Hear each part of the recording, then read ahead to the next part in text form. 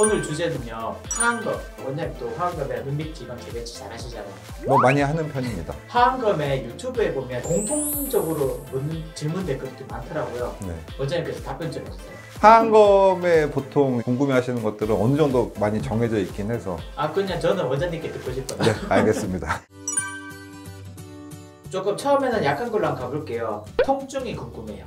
보통은 일반적으로 그렇게 많이 아프진 않습니다. 실제로 많이 물어보시기도 하고 아픈 것 때문에 걱정을 많이 하시는데, 항상 얘기 드리는 게 공 같은 거 맞았을 때 맞는 순간은 아프지만 그게 지나고 나서 멍들어 있을 때는 눈이 약간 무겁고 약간 좀 불편한 정도지 계속 막 욱신욱신 쑤시거나 막 따끔따끔하거나 이러진 않는 것처럼 그렇게 많이 아프진 않습니다. 그냥 불편한 정도라고 얘기 드립니다, 보통은. 이제부터 약간 매운 질문들 좀 할게요. 하나 하고 준비했잖아요. 자, 다음 다른 성형외과에서 하안검 수술을 했는데 한 달 만에 다시 주름이 생겼어요. 지금 5개월이 됐는데 수술 전 상태로 돌아가더라고요. 재배치를 제대로 안 한 것 같아요. 일단은 전후 사진을 봐야 되고요. 환자분들이 처음에 수술하시면 그 얘기도 꼭 드리는데, 처음에는 1, 2주는 많이 부어 있잖아요. 그러면서 이제 한두 달 정도 잠붓기가 가면은 잔주름들이 다 펴진 것처럼 탱탱해요. 뭐 주사 맞은 것처럼. 근데 이제 잠붓기가 빠지고 나면은 영원한 잔주름들이 나타나기 시작을 합니다. 그러면은 그 시기에 환자분들이 한두 달 팽팽하더니 원래대로 다시 돌아간 것 같아 라고 느끼시지만, 실제로 전후 사진을 비교를 해보면은 이전보다 훨씬 더 많이 좋아져 있으세요. 일반적인 병원에서는 메디칼 사진을 다 찍어 놓으니까요, 그걸 보시면서 직접 그 수술하셨던 원장님이랑 상의를 하시는 게 맞을 것 같습니다. 이어서 들어가는 질문인데요. 수술 일주일 됐는데 눈이 뒤집어졌어요. 정말 눈이 이렇게 확 뒤집어진 거면은 조기에 개입을 해서 얼른 수술을 하는 게 나으실 것 같고, 처음에 붓기가 좀 심한 경우에는 살짝 눈이 약간 외반처럼 약간 붉은 살이 보일 수 있다고 얘기를 드려요. 그게 심하지는 않은데 전체적으로 부으니까 떠 보이거든요. 근데 그런 정도는 붓기 빠지면 좋아집니다. 그 다음에 한두 달 정도 지날 때까지는 그게 완화가 되지만 약간 남아있을 수 있는데, 우리가 이거를 수술적으로 개입을 할지 안 할지는 보통 한 3개월 정도 지나서 붓기가 빠지고 나서 판단을 한다고 이야기를 드리고요. 왜냐하면은 대부분 붓기가 빠지면은 거의 대부분이 좋아지거든요. 그 질문을 던지신 분 같은 경우에서는 일주일째 이제 뒤집어졌다고 얘기하시는데, 수술하셨던 원장님을 일단 찾아가 보시는 게 제일 좋을 것 같아요. 그래서 이 정도는 붓기 때문이니까 기다려도 됩니다 라고 하시는지, 이 정도면은 조기에 지금 다시 들어가서 좀 교정을 합시다라고 하는지, 수술하셨던 선생님의 의견을 들어보시는 게 제일 확실할 것 같습니다. 자, 다음 질문입니다. 흉터 완전 눈 밑에 그냥 했어요. 4년 됐는데 유유.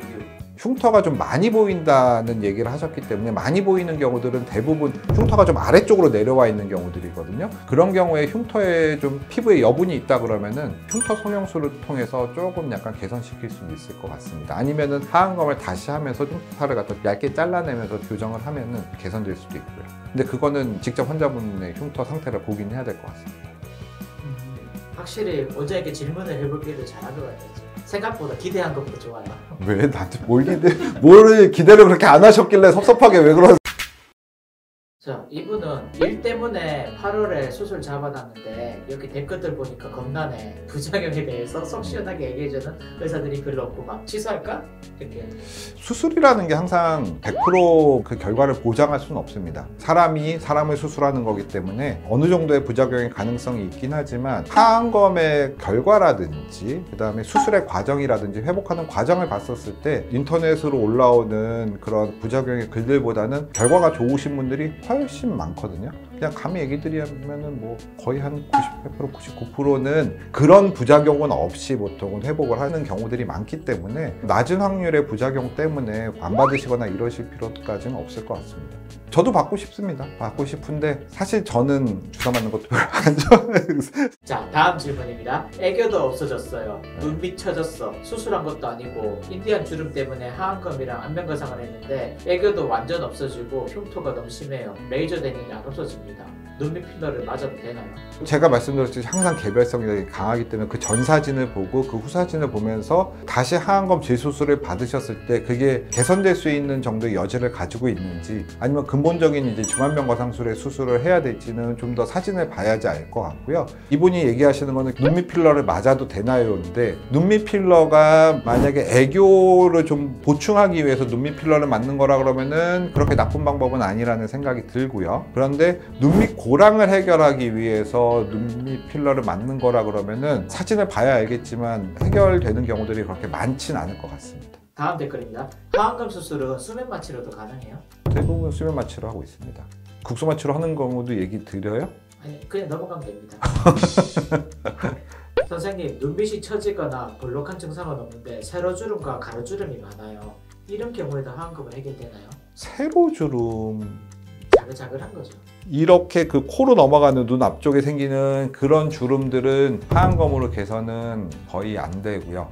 왜냐면 흉터가 너무 커지거나 잘 당겨지지 않습니다. 근데 사실 그쪽에 그렇게 잔주름이 많이 생기는 경우는 많지는 않고 바깥쪽으로 조금 생기는 뭐 이런 주름들은 개선은 어느 정도 됩니다. 수술하는 술기나 상태에 따라서 거의 그래도 80~90%까지는 개선이 될 수 있지만 100% 개선까지는 좀 위험할 수 있어요. 눈이 뒤집어지거나 이럴 수 있기 때문에 딱 그 정도에서 멈추는 게 저는 맞다고 생각을 합니다.